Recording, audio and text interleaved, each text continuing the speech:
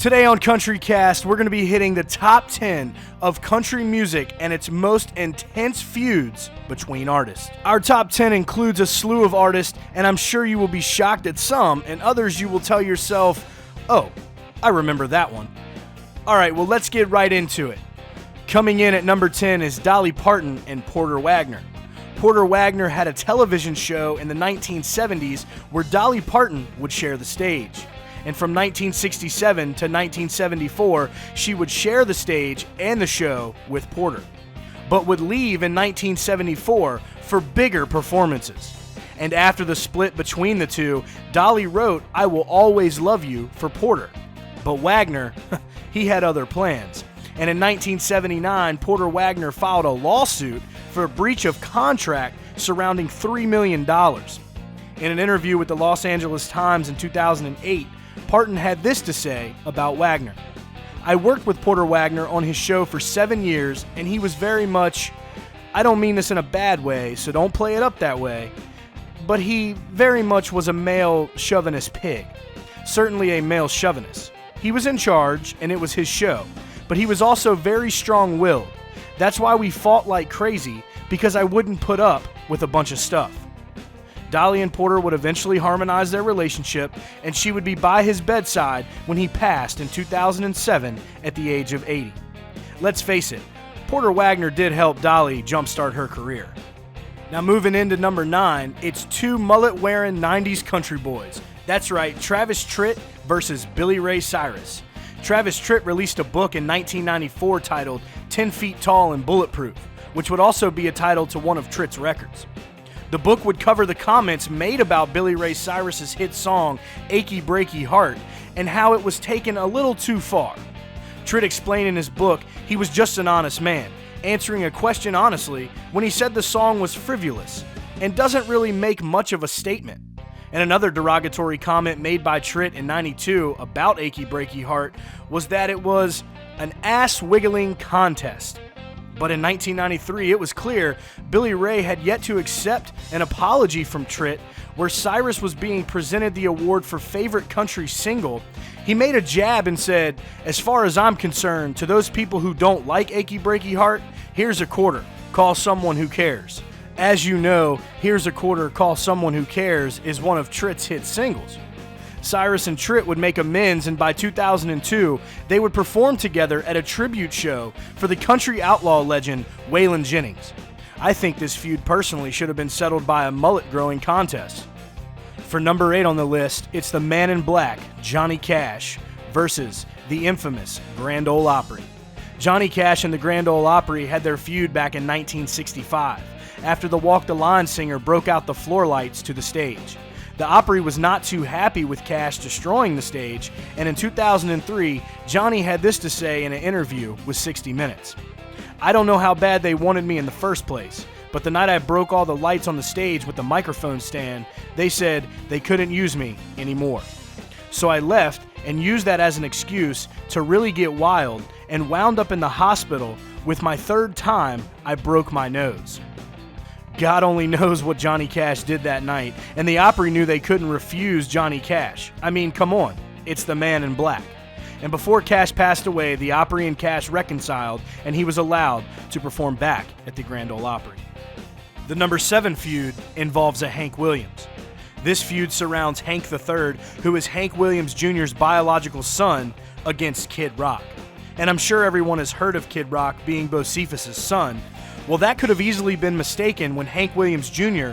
would regularly refer to Kid Rock as his rebel son.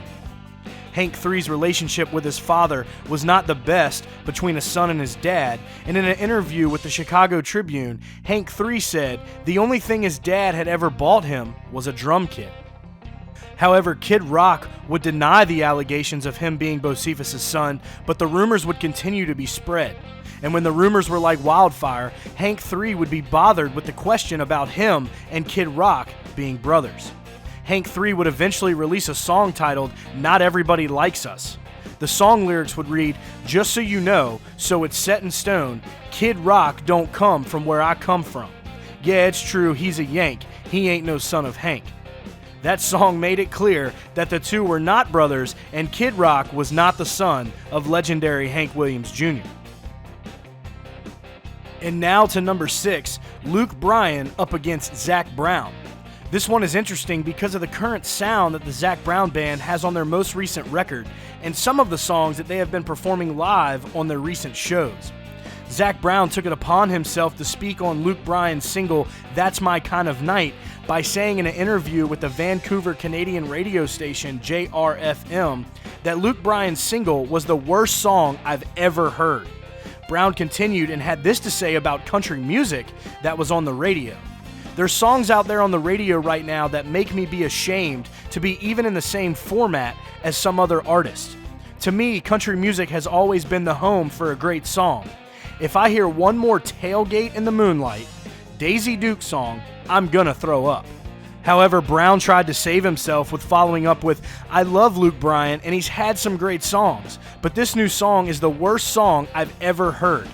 Stars like Jason Aldean would come to fight Luke Bryan's battle, and in 2013 at the CMA Awards, Carrie Underwood would sing to the melody of Why Can't We Be Friends to the two and tell them there needed to be no feud between them, because you both have made great records and you're both millionaires. Luke and Zac seem to be doing all right as of now, and we'll be moving on to number 5. The number 5 feud is Old School versus New School, Ray Price and Blake Shelton. Blake Shelton seemed to have said what was on his mind, but he may have said a little too much. In a Great American Country Backstory interview, Shelton had this to say about old school country. Nobody wants to listen to their grandpa's music, and I don't care how many of these old farts around Nashville are going, my God, that ain't country. Well, that's because you don't buy records anymore, jackass. The kids do, and they don't want to buy the music that you were buying. Legendary singer Ray Price was not too fond of what Shelton had to say and responded to Facebook and wrote, "It's a shame that I have spent 63 years in this business trying to introduce music to a larger audience and to make it easier for the younger artists who are coming behind me. Every now and then some young artist will record a rock and roll type song, have a hit first time out with the kids only.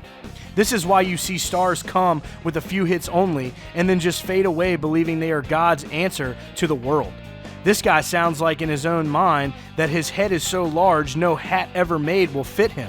Stupidity reigns supreme." Shelton would turn to Twitter where he was unhappy that he had upset one of his all-time favorites. And the tweet read, "Whoa, I heard I offended one of my all-time favorite artists, Ray Price, by my statement, nobody wants to listen to their grandpa's music." And probably some other things from that same interview on GAC Backstory. I hate that I upset him. Another part of his tweet read, "I absolutely have no doubt I could have worded it better, as always. Ha. And I apologize to Mr. Price and any other heroes of mine that it may offended. I meant every word I said." So who do you guys think is right about these statements made between Ray Price and Blake Shelton? And moving on to number 4, the feud of the Chief, Mr. Eric Church and Miranda Lambert. In a Rolling Stone interview back in 2012, Eric Church had some choice words about reality singing competitions.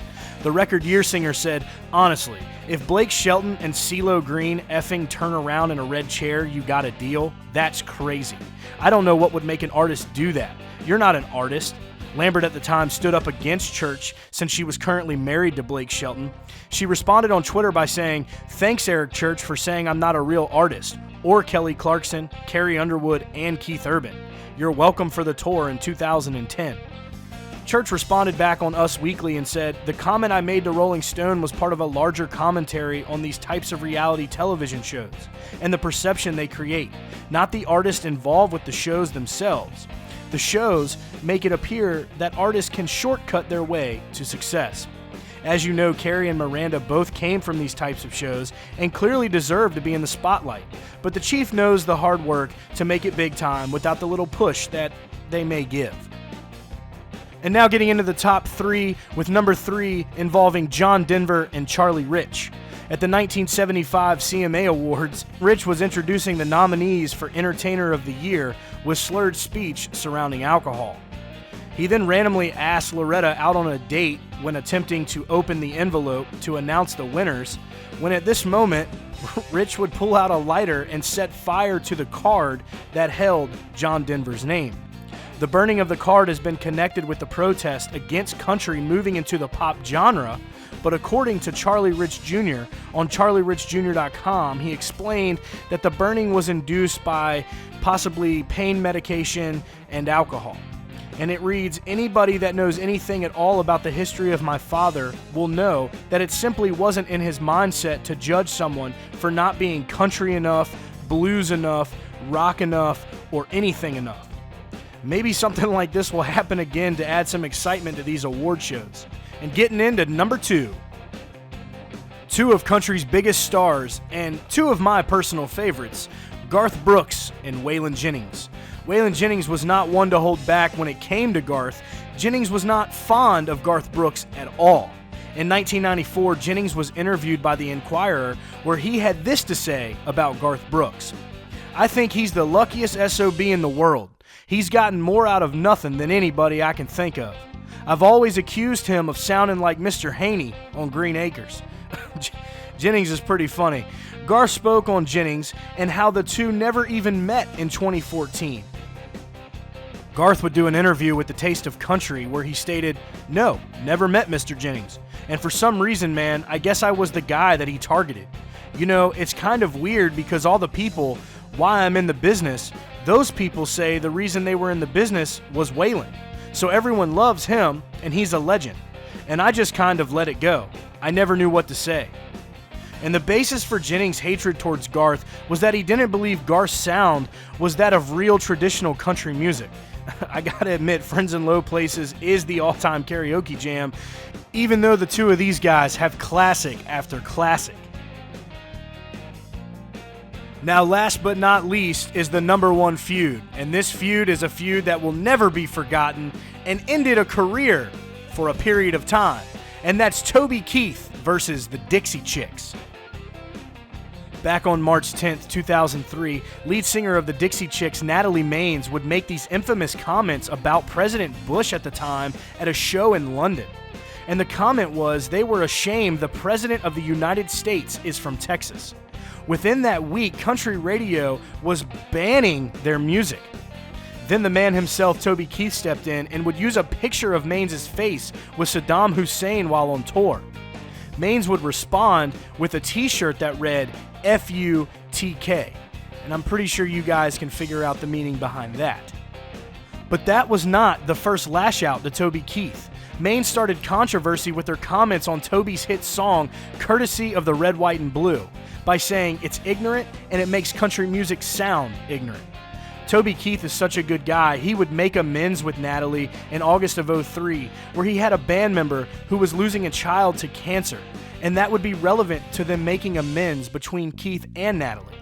According to Taste of Country, Keith made a statement where he said, "I saw a picture on the cover of Country Weekly with a picture of me and Natalie, and it said, 'Fight to the death' or something. It seemed so insignificant, I said, enough is enough." I don't think we'll be seeing FUTK again on any t-shirt sold anywhere. And Toby and Natalie seem to be on a good path.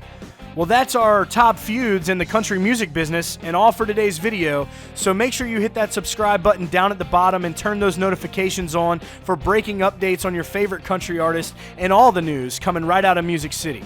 Y'all stay country.